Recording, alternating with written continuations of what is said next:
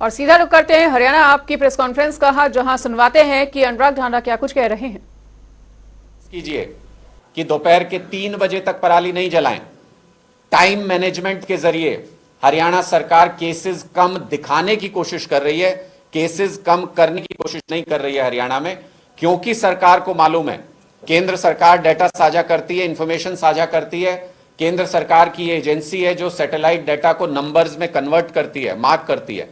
सरकार को मालूम है कि भुवन सैटेलाइट की तस्वीरें 1 बजे से 3 बजे के बीच में ली जाती हैं दोपहर को, इसलिए, और सुबह 11 बजे तस्वीर ली जाती है।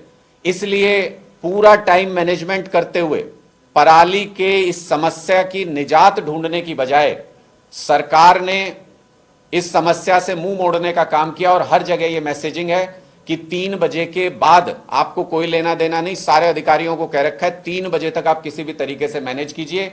जो किसान दिन में पराली जलाते हुए पाए गए उनके खिलाफ एफआईआर दर्ज करके खौफ का माहौल पैदा किया गया, ताकि दिन के वक्त अधिकारी जब चाहते हैं उस वक्त में कोई पराली नहीं जले और उसके बाद बेशक से पराली जलाई जाए। मैं ये तथ्यों के आधार पर इसलिए कह रहा हूं कि मैंने पिछले कई दिन के सैटेलाइट इमेजेस देखे। रात को 2 बजे के आसपास सैटेलाइट फिर से एक पिक्चर लेता है, रात की तस्वीर। जब हमने वो सैटेलाइट पिक्चर एनालाइज की तो हमने पाया कि रात को बहुत कम केसेस उस पिक्चर में आते हैं खेत में आग के, लेकिन वो सारे के सारे केसेस रात के हरियाणा में थे। पंजाब में पूरी तरह से रात की पिक्चर क्लीन है, एक भी फार्म फायर वहां पर नहीं है। उत्तर प्रदेश में क्लीन है, एक भी फार्म फायर नजर नहीं आती है। हरियाणा के अंदर रात के 2 बजे तक भी फार्म फायर्स के इंसिडेंट नजर आते हैं। इसका मतलब जो पराली 3 बजे के बाद शाम को जलाई जाती है वो 6, 7, 8 घंटे तक सुलगती रहती है, जलती रहती है, और उसके बाद रात को 2 बजे भी हरियाणा में फार्म फायर इंसिडेंट रिकॉर्ड हुए हैं, बहुत कम संख्या में लेकिन रिकॉर्ड हुए हैं, जो अपने आप में बताता है कि सुनियोजित तरीके से हरियाणा सरकार टाइम मैनेजमेंट करके, एक साजिश करके अपने नंबर्स को कम दिखाने की कोशिश कर रही है। और असल में ग्राउंड के ऊपर नंबर्स कम नहीं हुए। मैं अभी भी हाईवे से आया तो मैं देख रहा था दोनों तरफ हर खेत में इसी तरीके की स्थिति थी, क्योंकि राख बाद तक भी नजर आ जाती है, जली हुई पराली नजर आ जाती है।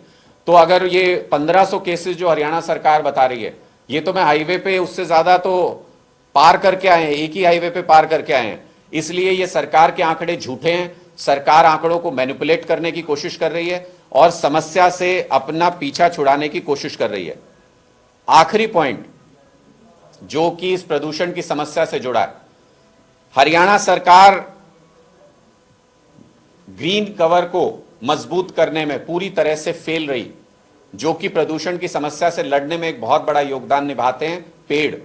हरियाणा का ग्रीन कवर शायद देश में सबसे कम 3.5% पर है आज के दिन में, और जो जिसको हम कहते हैं पूरा अर्बनाइज सिटी दिल्ली, उसका ग्रीन कवर आज के दिन में 23% पर है।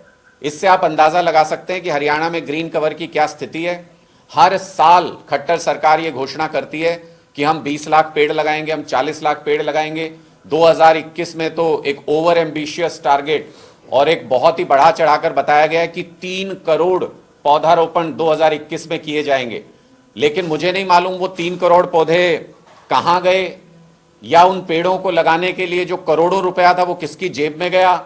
लेकिन हरियाणा का ग्रीन कवर के अंदर कोई फर्क नहीं पड़ा। अगर 2021 में 3 करोड़ पौधे लगे थे, पेड़ लगे थे, तो उसका असर सीधे सीधे 2023 में ग्रीन कवर पर नजर आना चाहिए था। कोई प्रभाव ग्रीन कवर पर हरियाणा के नहीं पड़ा। लगातार हम उस समस्या से झेल रहे हैं, उस समस्या को। और आखिरी चीज जो ये दिखाती है कि सिर्फ पराली और प्रदूषण की समस्या नहीं, जो सरकार है हरियाणा की वो पूरी तरह से किसानों के खिलाफ है। जो केंद्र में बीजेपी की सरकार है पूरी तरह से किसानों के खिलाफ है। वो आपको नजर आएगा डीएपी के डिस्ट्रीब्यूशन में। हरियाणा को अक्टूबर के महीने में 1,10,450 मीट्रिक टन डीएपी का अलोकेशन किया गया।